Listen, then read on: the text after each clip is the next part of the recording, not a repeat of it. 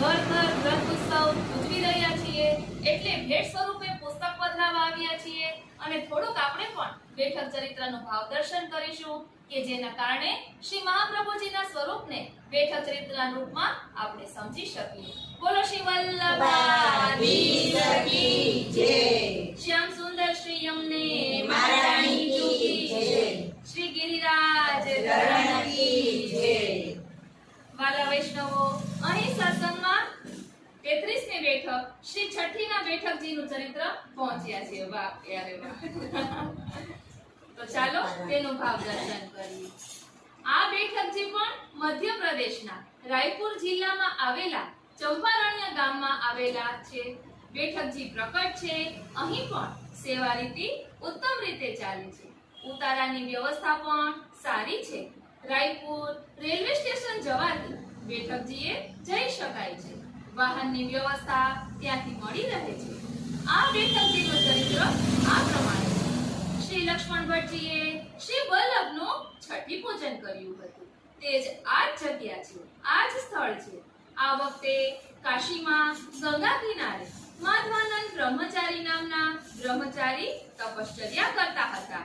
ગંગાજીએ પ્રસન્ન થઈ વરદાન માંગવા કહ્યું ત્યારે માધવાનંદજીએ કહ્યું, મને વ્રજલીલાના દર્શન કરાવો।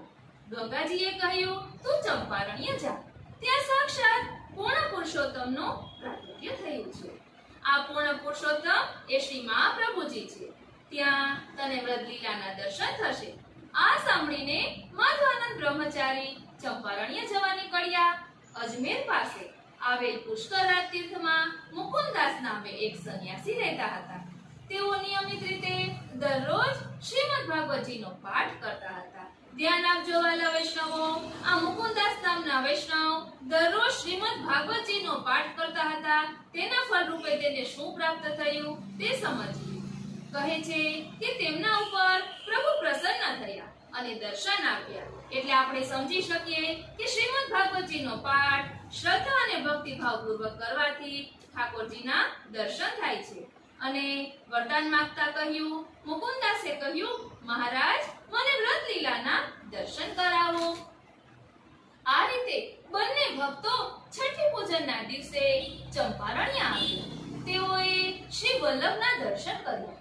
મનોમન બંનેએ શ્રી વલ્લભને વ્રતલીલાના દર્શન કરાવવાની વિનંતી કરી।